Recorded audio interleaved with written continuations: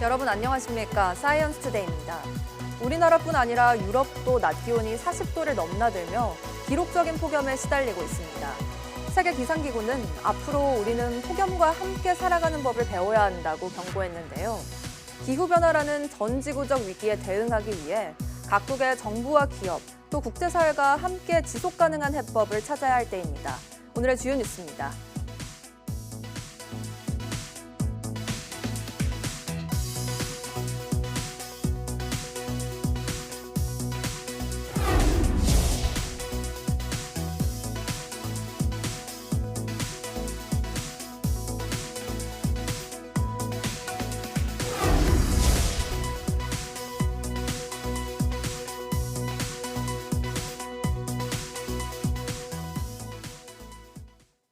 지난밤 강릉은 이틀째 초열대야, 서울은 나흘째 열대야 현상이 이어졌습니다.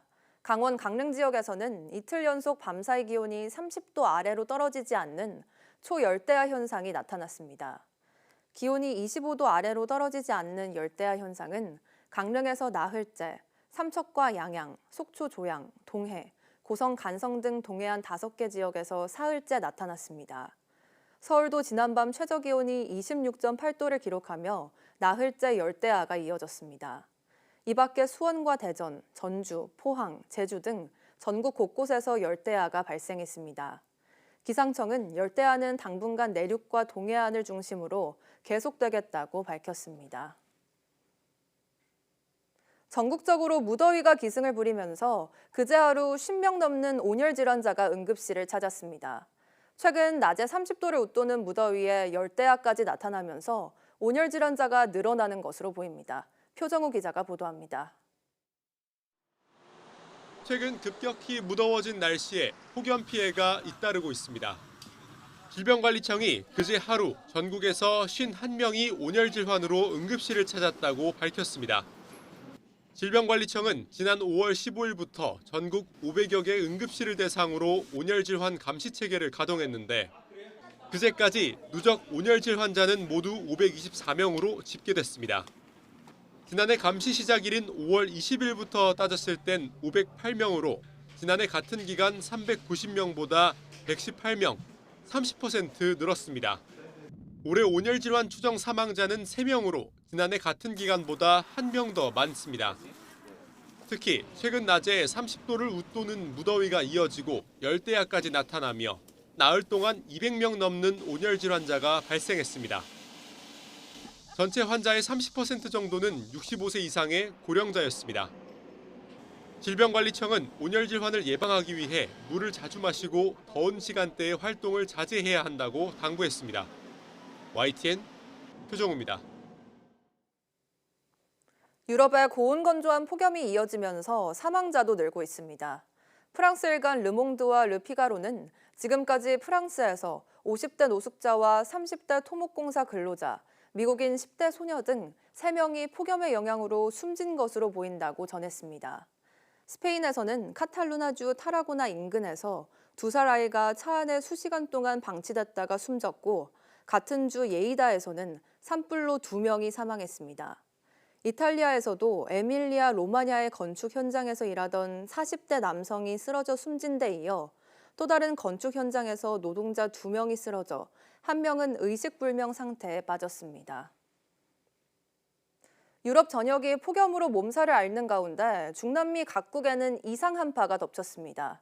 인명사고도 일어났는가 하면 폭우로 인한 피해도 잇따랐습니다. 김희준 기자입니다.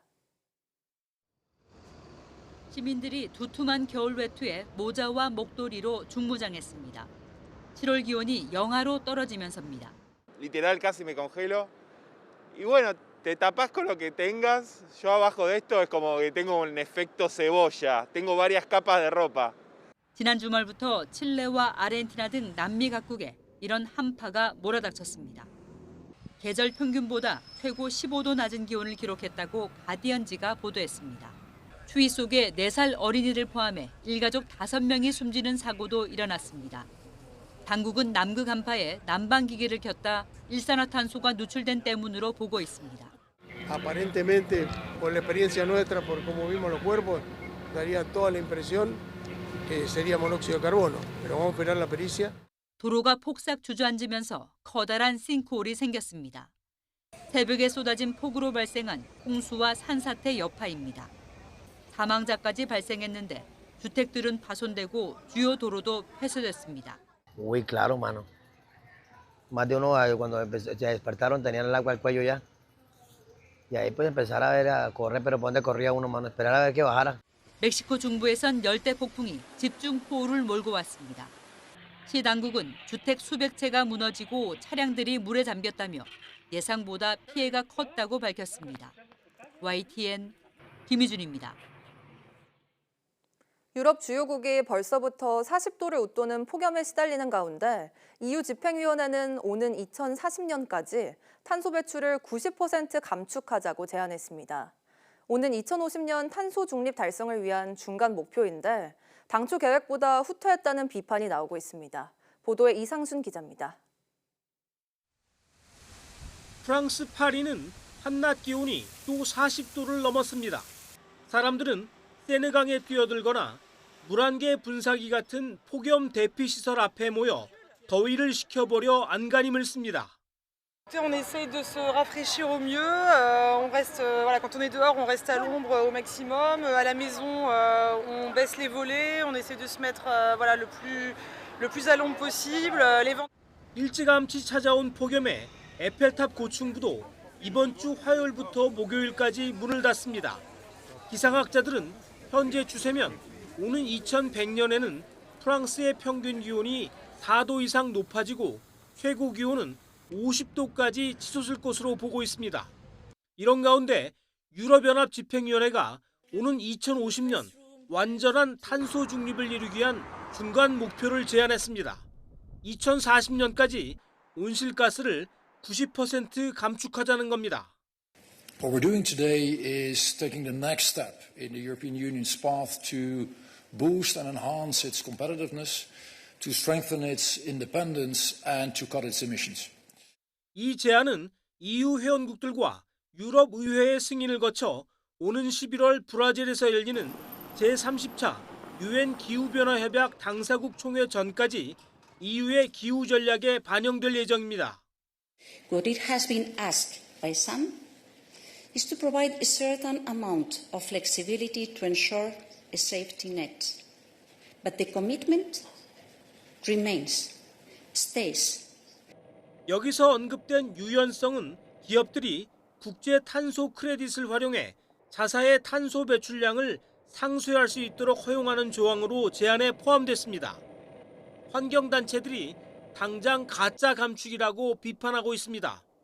탄소 배출이 얼마나 줄었는지 검증이 불투명하고 기업들은 돈만 내고 감축 노력을 회피한다는 겁니다. 더구나 EU의 과학자문기구가 권고한 탄소 감축 가이드라인이 90에서 95%였는데 EU 집행위가 이 권고안의 최저치인 90%를 제안하면서 지구온난화의 심각성을 외면했다는 지적도 있습니다. YTN 이상순입니다. 일본 대지진설의 영향으로 홍콩의 항공사가 일부 일본 노선 운항을 중단하기로 했습니다. 일본 교도통신은 홍콩의 그레이터 베이 항공이 오는 9월 1일부터 홍콩과 일본 소도시 두 곳에 있는 정기 노선 운항을 당분간 중단한다고 보도했습니다. 운행 중단을 결정한 곳은 홍콩과 도토리현 요나고, 도쿠시마현 도쿠시마를 연결하는 노선 등 두 곳입니다. 이 항공사는 홍콩에서 일본 대지진설이 확산해 탑승객이 급감했고 실적이 악화해 해당 노선을 유지하기 힘들어졌다며 운행 중단의 이유를 설명했습니다. 한국에너지기술연구원 수소연구단 구기영 박사 연구팀이 암모니아 분해용 루테늄 촉매 합성법을 개발했습니다. 연구팀은 부틸렌 글리콜이라는 액체를 이용해 안정화제 없이도 나노입자의 응집을 억제하고 균일하게 분산시키는 데 성공했습니다. 이 방식으로 만든 촉매는 기존보다 화학 반응을 일으키는 데 필요한 에너지는 20% 적게 들고 수소 생성률은 1.7배 더 많았습니다. 연구팀은 또 같은 크기 안에서 암모니아를 분해하는 능력을 비교해보니 기존 합성법으로 만든 촉매보다 경제성이 3배 이상 큰 것으로 나타났다고 설명했습니다. 카이스트가 한국천문연구원과 함께 대학생과 대학원생을 대상으로 제2회 천문우주 AI 경진대회를 개최합니다. 이번 대회의 주제는 태양 코로나 물질 방출을 탐지하는 자동화 기술로 예선과 본선 모두 온라인으로 진행됩니다. 천문 지식 퀴즈와 천문 데이터 레이블링 점수, 천문 AI 알고리즘 성능 점수를 모두 합산해 선정된 5개 팀에게는 한국천문연구원장상과 포상금이 수여됩니다. 대회 일정과 관련한 자세한 내용은 천문우주 AI 경진대회 홈페이지에서 확인할 수 있습니다.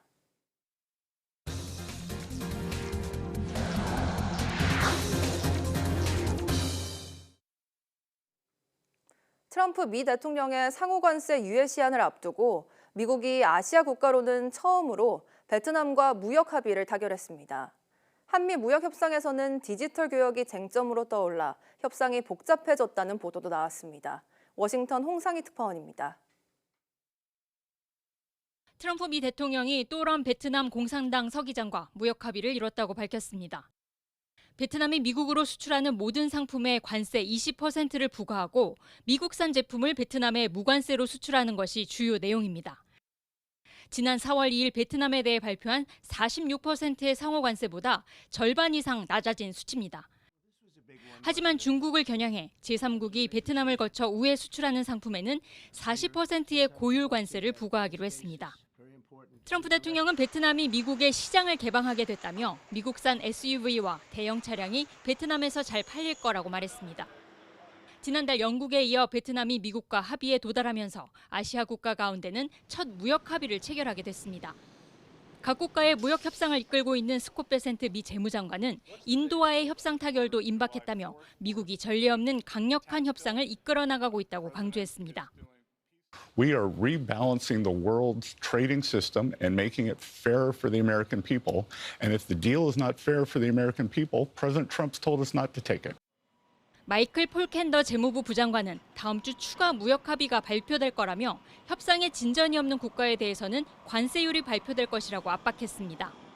상호관세 유예 기한이 오는 8일로 다가왔지만 우리나라와 미국의 무역 합의는 쉽지 않아 보입니다. 월스트리트저널은 지난달 말 한미 고위급 무역 협상에서 한국의 온라인 플랫폼법 등 디지털 교역이 주요 쟁점으로 떠올랐다며 아직 합의에 임박한 건 아니라고 보도했습니다. 워싱턴에서 YTN 홍상입니다.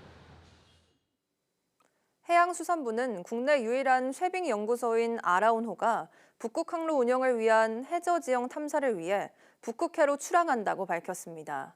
아라온호는 오늘부터 91일간 북극 베링해와 동시베리아해, 축치해, 보퍼트해 등 북극 주요 해역을 따라 항해할 계획입니다.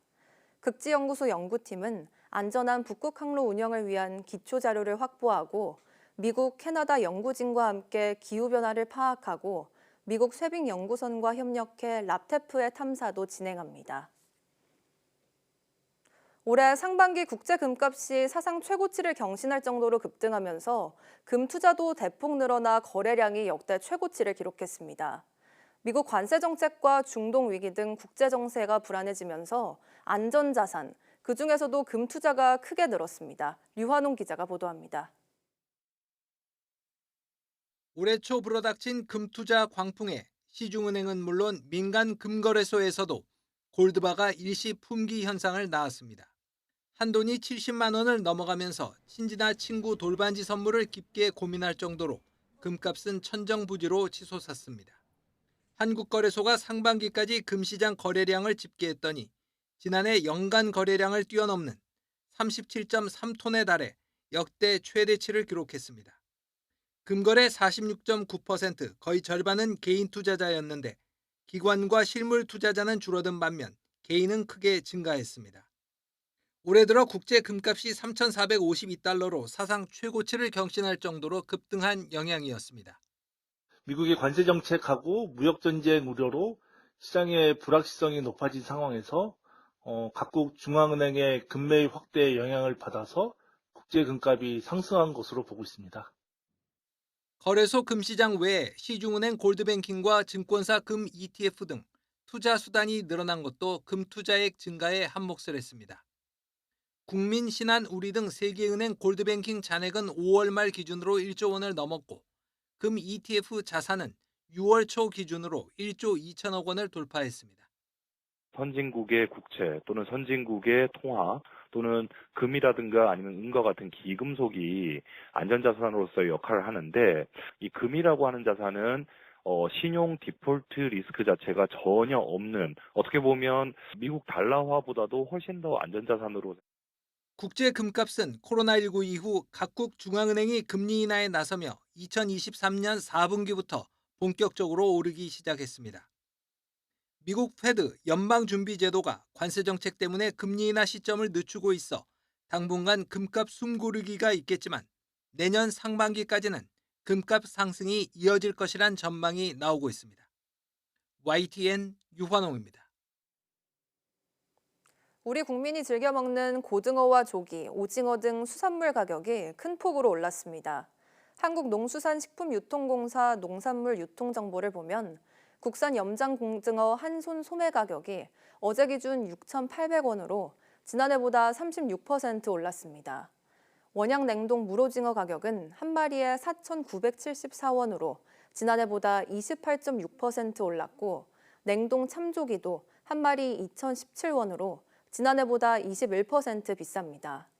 해양수산부 관계자는 기후변화로 인한 고수온 영향으로 생육이 부진해 상품성 있는 수산물이 덜 잡히거나 어군이 기존과 다른 곳에 만들어져 어획량이 감소했기 때문이라고 설명했습니다. 요즘 같은 여름에 전기차 배터리 고장 신고가 많다고 합니다. 왜 그런 걸까요? 도로 위 돌멩이나 낙하물 때문에 손상된 배터리가 여름철 습기 때문에 고장이 나기 때문인데요. 한번 점검해 보시는 게 좋겠습니다. 이승은 기자입니다. 비포장 도로를 달리던 전기차. 공사장을 지나려다 바닥이 긁혀버립니다. 망했다. 다른 차에 받친 낙하물이 굴러들어와 피할 새도 없습니다. 튀어나온 배수로 덮개에 부딪혀 짐이 와르르 쏟아져 내립니다. 이렇게 도로 위 돌출물과 부딪힌 전기차 배터리 바닥입니다. 긁히거나 덮개가 찢어졌습니다. 삼성화재 교통안전문화연구소가 최근 3년간 전기차 배터리 손상 사고 405건을 분석한 결과 다른 차와 부딪힌 경우는 9% 정도에 불과했고 91% 이상이 이런 단독 사고였습니다. 또 이 단독 사고는 돌멩이나 낙하물, 과속 방지턱이나 경계석, 배수구 덮개 등에 부딪힌 경우가 91% 이상이었습니다. 차종을 보면 배터리가 외부에 노출된 화물차가 59.5%를 차지했고 높이가 낮은 세단형 승용차가 취약했습니다. 배터리 손상 사고 신고가 들어온 계절은 여름이 30%로 가장 많았습니다. 또 일주일 이상이 지난 뒤 고장을 신고하는 경우가 4분의 1에 이르렀습니다. 충격에 손상된 배터리가 나중에 습기를 만나며 문제가 발생하는 겁니다. 여름철에 어떤 강우량이 증가하고 또 습도가 증가하고 그리고 실내외 기온 차이에서 안에 습기가 차게 되는 그런 원인으로 인해서 발생하는 것이라고 추정이 되고 있습니다. 연구소는 배터리 부위에 큰 충격을 받은 적이 있는 경우 빠른 시일 안에 점검을 받을 것을 권고했습니다. 또 전기차 제작사는 무상 점검 서비스를 확대할 필요가 있다고 강조했습니다. YTN 이승은입니다. SNS를 통해 관심을 표시하며 다가온 외국인이 사기를 치는 로맨스 스캠이 가상자산으로 영역을 넓혀가고 있습니다. 주로 40대 이상 남성들에게 대화를 통해 외로움을 달래주는 방식으로 접근한 뒤 가짜 가상자산 거래소로 투자를 유도하며 거액을 빼갔는데요. 금융감독원이 주의를 당부하고 나섰습니다. 보도에 이지은 기자입니다. 지난 5월 SNS를 통해 한국 여행이 궁금하다는 미모의 일본 여성의 메시지를 받은 40대 남성 A씨. 대화가 이어지며 호감이 생겼고 매일 연락을 주고받기 시작했습니다. 재력이 있는 것처럼 행동하던 이 여성은 자신이 돈을 버는 곳이라며 한 가상자산 거래소를 알려줬습니다. 소액으로 투자를 시작한 처음에는 수익이 발생했습니다. 추가로 금액을 늘려서 해보면 어떠냐. 그러면 수익도 좀 늘어나는데 이제 그걸 유도를 해서 들어간 뒤부터는 이제 인출 자체가 안 되더라고요. 말로만 듣던 로맨스 스캠이란 걸 깨달았지만 이미 1,000만 원 넘게 피해를 입은 뒤였습니다. 가상자산 가격이 급등하면서 이처럼 매력적인 이성사진을 도용해 접근한 뒤 투자를 유도하는 새로운 로맨스 스캠이 기승을 부리고 있습니다. 주된 피해자는 40대와 50대, 60대 싱글 남성으로 가장 큰 피해액은 18억 원에 달했습니다. 그러니까 과하지 않는 고도의 애정의 표현이 있습니다. 난 당신에 대해서 굉장히 더 알아보고 싶고 의지하고 싶다는 게 막 대화 중에 섞여요. 40대 중후반, 50대 초반 이렇게 정서적으로 일말의 외로움을 좀 느끼는 분들은 당하기 쉽다. 그런 생각을 좀 했습니다. 온라인으로 벌어지는 로맨스 스캠은 대면 사기보다 돈을 돌려받을 가능성이 낮은 만큼 더욱 주의가 필요합니다. 무엇보다도 피해가 발생하기 전에 사기임을 인지하는 것이 중요합니다. 낯선 사람이 온라인상으로 접근한 후 본인의 외모, 재산, 직업 등을 과시하면서 적극적으로 호감을 표시하고 연인 등의 관계를 맺으려고 시도한다면 일단은 사기를 의심하셔야 됩니다. 금감원은 데이팅 앱이나 SNS를 통해 해외 가상자산 거래소 가입을 유도하는 경우는 불법 업체일 가능성이 매우 높다면서 어떠한 거래도 하지 말라고 당부했습니다. 또 금융정보분석원 홈페이지를 통해 신고된 사업자인지 확인해보고 피해가 의심될 경우 문자메시지와 입금 내역 등을 확보해 경찰이나 금감원에 신고해달라고 덧붙였습니다. YTN 이지은입니다. 쿠팡이 AR 클라우드 컴퓨팅 서비스 쿠팡 인텔리전트 클라우드를 본격적으로 시작합니다. 쿠팡은 고객이 각종 데이터와 프로그램을 사업자의 서버에 두고 AI를 활용해 처리하도록 하는 이 서비스를 활용해 입점 중소상인의 매출 증대에 기여했다고 설명했습니다. 또 최신 GPU 서버와 안정적인 대규모 데이터 센터를 기반으로 가장 높은 수준의 AR 클라우드 컴퓨팅 서비스를 제공할 것이라고 덧붙였습니다. 오징어 게임 시즌3가 공개 이후 글로벌 1위 자리를 지키고 있습니다. 원래 해피엔딩이었던 결말이 지금처럼 바뀐 이유는 뭔지 김승원 기자가 황동혁 감독을 만나 들어봤습니다. 오징어 게임 시즌3는 공개 직후 글로벌 1위를 유지하고 있습니다. 한 드라마로 이례적으로 지난 주말 도심에서 퍼레이드까지 벌이며 화려한 피날레를 맺었습니다. 역시 오징어 게임은 결국 고향에서 가장 사랑받는구나라는 사실도 다시 한번 느낄 수 있었습니다. 너무 멋진 피날레였던 것 같아요.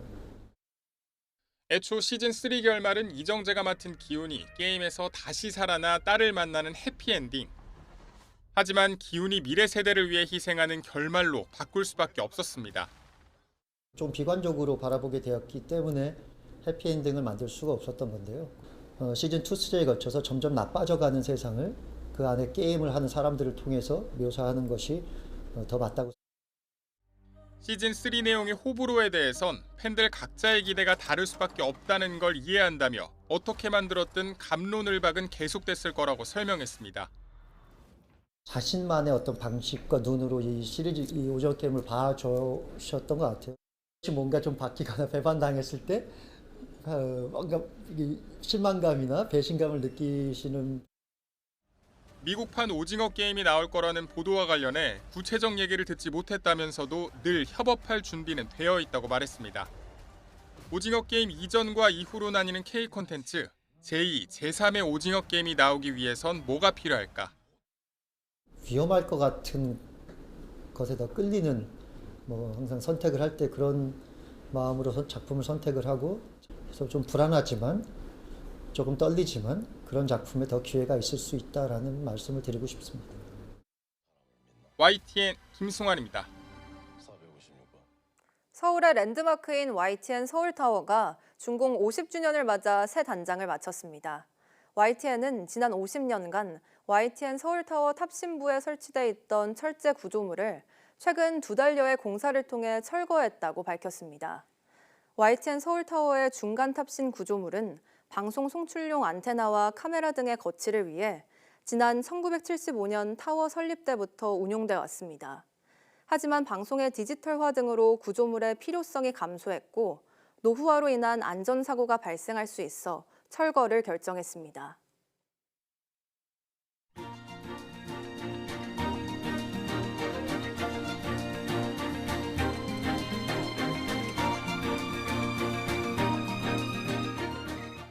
(7월 3일) 오전 사이언스 투데이 마칩니다.